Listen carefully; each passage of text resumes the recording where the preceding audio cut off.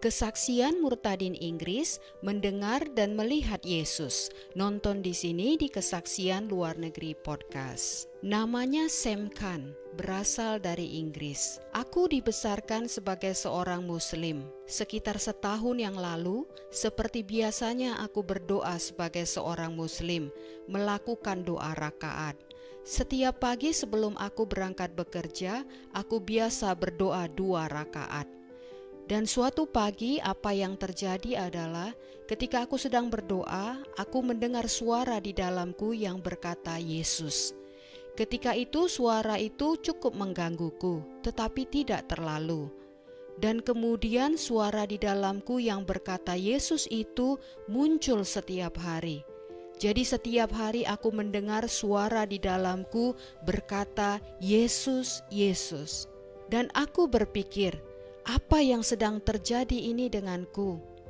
Sebagai seorang Muslim, jelas aku jadi cepat-cepat sadar dan kembali berlutut dan benar-benar minta ampun pada Allah.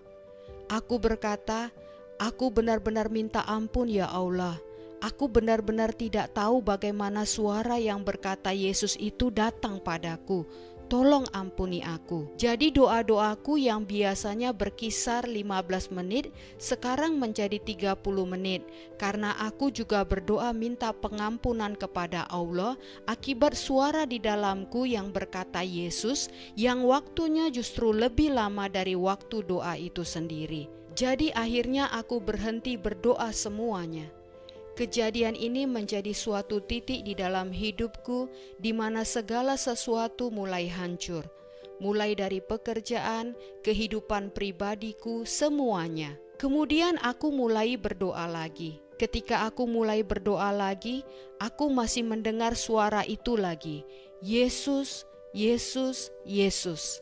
Hal yang paling luar biasa terjadi ketika suatu hari suara itu menjadi semakin keras bersuara di dalamku dan benar-benar mengejutkanku. Ketika itu Tuhan mengatur sehingga aku bertemu dengan orang yang tepat. Tuhan sungguh mengatur sedemikian rupa. Pada suatu pagi ketika aku sedang berdoa, suara di dalamku berkata Yesus. Suara itu seperti mengguncang jiwaku dan aku menjadi ketakutan dan berhenti berdoa.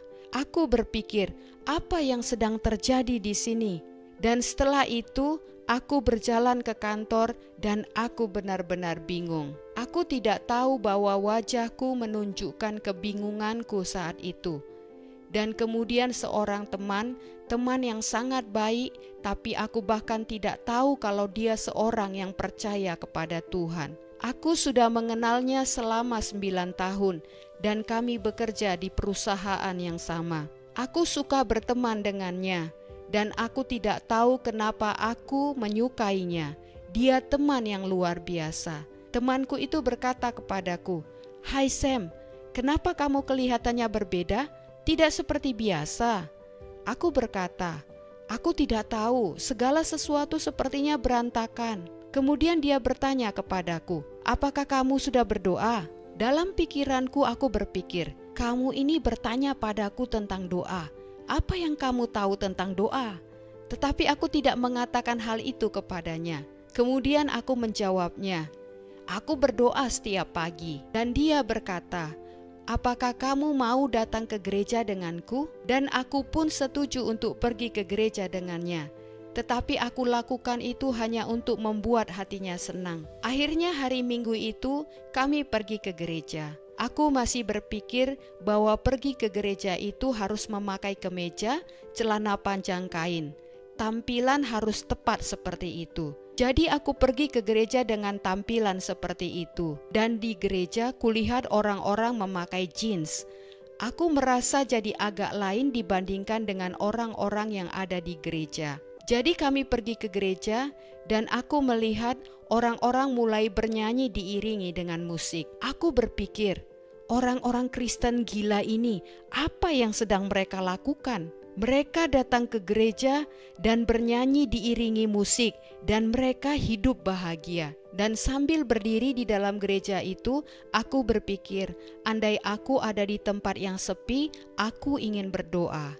karena Muslimku masih ada di dalamku waktu itu. Akhirnya kebaktian gereja selesai. Aku berpikir ini semua konyol. Aku menyebut kebaktian gereja itu demikian. Kemudian keesokan harinya kami kembali bekerja di kantor. Rosi, nama temanku itu, tidak meninggalkanku. Dia terus bertanya kepadaku, "Bagaimana kabarmu? Apakah kamu sudah melakukan hal ini? Apakah kamu sudah melakukan hal itu?" Dan Rosi juga berusaha agar aku mengerti tentang Tuhan dan kekristenan dan iman dan Yesus. Suatu hari aku sedang ada di depan komputerku dan berpikir, lebih baik aku mencobanya sekali lagi, dan aku akan mencari sebuah gereja yang dekat dengan tempat tinggalku. Dan kemudian Rosi datang ke arahku. Aku tidak bisa berbohong dengannya. Ketika dia bertanya, "Bagaimana kabarmu?" Aku bilang ke dia, "Rosi, aku sedang mencoba untuk mencari gereja yang lain dan mencoba pergi ke gereja lagi. Karena jujur, aku tidak mendapatkan banyak hal dengan datang di gerejamu."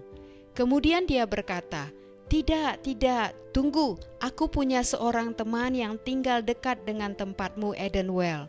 Aku akan memperkenalkan kalian berdua. Jadi kamu pergi ke gerejanya dan lihat bagaimana di sana. Setelah itu, aku berpikir, apa yang perlu aku lakukan adalah aku perlu memberikan diriku sepenuhnya kepada Tuhan. Jika tidak akan pernah terjadi apa-apa. Akhirnya aku bertemu dengan Robin, teman Rosi, dan aku melihat Robin seorang yang penuh dengan kasih. Hanya itu yang bisa kuungkapkan tentang Robin, karena dia orang yang luar biasa.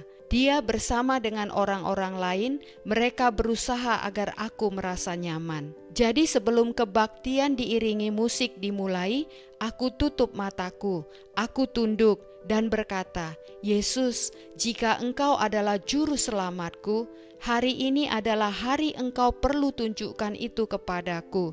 Jika tidak, aku akan jadi Muslim kembali."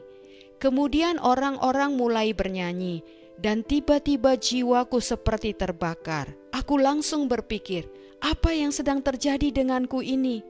Karena aku merasakan kasih yang luar biasa. Aku merasakan perasaan-perasaan seperti ini, bercampur dengan pikiran apa yang sedang terjadi. Aku benar-benar bingung. Aku berdiri di sana dan tidak tahu apa yang sedang terjadi denganku. Tetapi satu hal, aku menyukainya dan aku tidak mau berhenti merasakan kasih yang luar biasa itu. Aku tahu sekarang bahwa itu karena Roh Kudus memenuhiku, membaptisku. Waktu itu aku benar-benar tidak tahu apa dan siapa itu Roh Kudus. Tetapi ini menunjukkan kepadaku bahwa ada sesuatu yang sedang terjadi. Hal ini sungguh luar biasa. Jadi di dalam hatiku dan pikiranku, aku bertemu dengan Tuhan dan aku mengerti bahwa Yesus adalah juru selamatku. Kemudian aku balik ke rumah, hidup terus berjalan dan aku mulai membaca Alkitab. Alkitab menjadi seperti makanan buatku. Itu yang bisa kuungkapkan mengenai Alkitab bagiku, seperti makanan. Ketika seseorang sangat-sangat lapar, Alkitab mulai mengisi rasa lapar itu. Jadi aku membaca Alkitab dan aku seperti tidak bisa berhenti membacanya. Aku memakannya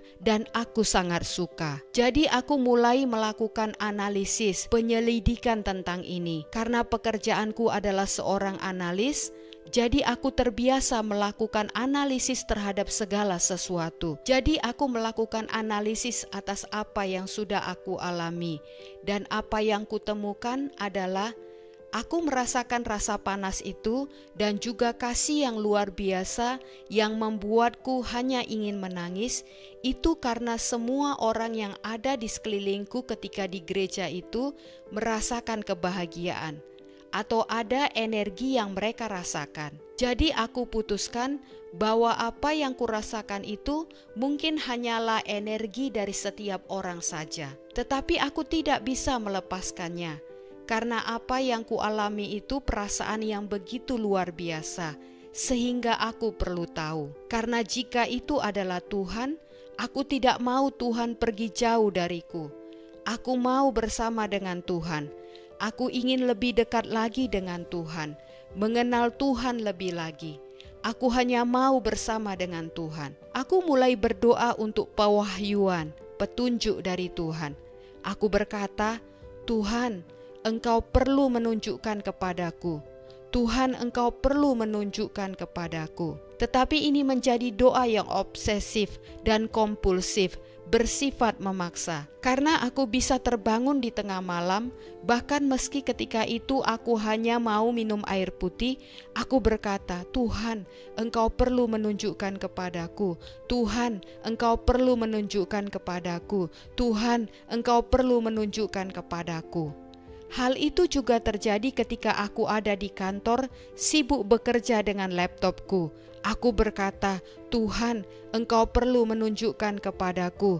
Tuhan, Engkau perlu menunjukkan kepadaku. Jadi aku menjadi seperti terobsesi dengan hal ini. Suatu hari aku tidak mengatakan kalimat-kalimat itu. Aku lupa tentang hal itu. Aku bangun. Di samping kamar tidurku itu adalah sebuah dapur yang terbuka. Dan kemudian aku berjalan keluar dari kamarku, dan di sebelah kananku kulihat sebuah gambar sinar yang sangat besar, dan sinar itu adalah wajah Yesus. Yesus tidak secantik yang kita pikirkan, tetapi Yesus itu sangat indah dan sangat penuh kasih. Dan ketika aku melihatnya, aku merasakan hal yang luar biasa, karena sekarang aku sungguh-sungguh memiliki pewahyuan mengenai Yesus. Yesus yang adalah Tuhan datang kepadaku dan menunjukkan kepadaku bahwa Dia benar-benar ada. Setelah itu, aku benar-benar bahagia menjadi seorang Kristen. Aku mengasihi Tuhan, dan ini membuat hidupku berubah secara drastis. Aku menjadi seorang yang berbeda, benar-benar jadi orang yang berbeda. Jika para penonton tahu siapa aku sebelumnya dan tahu siapa aku sekarang, penonton akan melihat dua orang yang benar-benar berbeda satu dengan yang lain. Di dalam Islam, Islam mengajar para penganutnya begitu banyak mengenai rasa takut, sehingga seseorang tidak bisa mengenal Allah Tuhan mereka. Aku, untuk pertama kalinya dalam hidupku, membaca buku dengan judul Mencari Allah Menemukan Yesus, dan penulisnya ceritakan bahwa dia memanggil Tuhannya sebagai Bapa. Pagi itu ketika aku membaca buku itu, aku tutup buku itu dan aku berkata, Bapa, Bapa. Dan kasih yang luar biasa yang kualami sebelumnya kembali datang memenuhiku.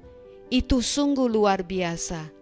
Karena sekarang aku memiliki hubungan pribadi dengan Tuhanku, dengan Bapakku.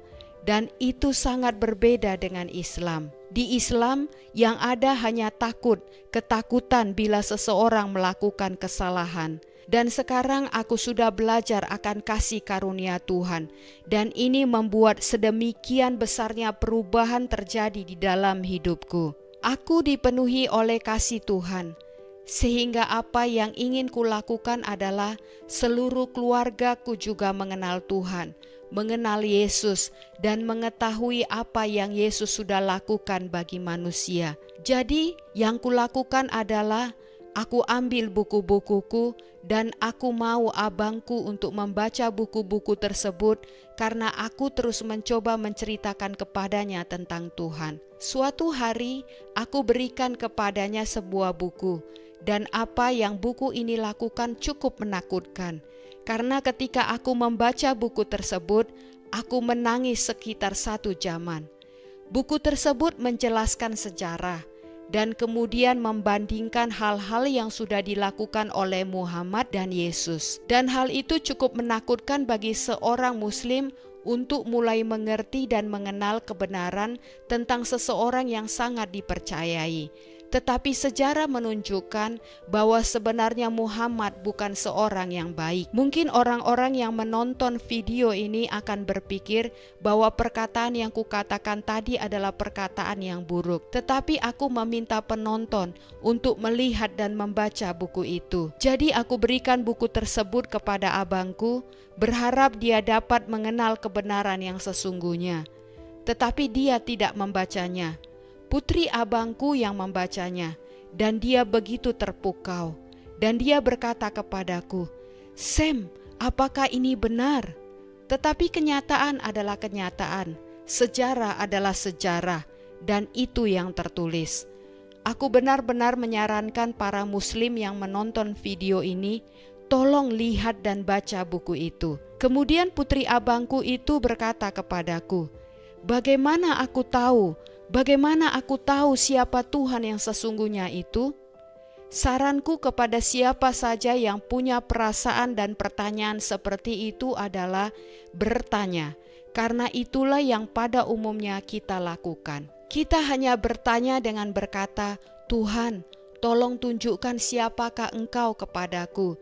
Jika itu adalah Engkau Yesus, tolong tunjukkan dirimu kepadaku." Dan juga kamu katakan, "Jika itu adalah Engkau Muhammad, tolong tunjukkan dirimu kepadaku." Aku cukup bisa bertaruh denganmu 100-0 bahwa Yesus akan muncul.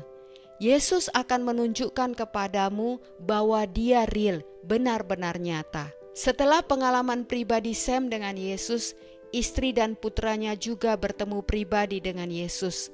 Keponakannya meminta kepada Yesus untuk menyatakan dirinya, dan kemudian dia mulai bermimpi ayat-ayat Alkitab, yang ketika itu dia tidak pernah membaca Alkitab sebelumnya.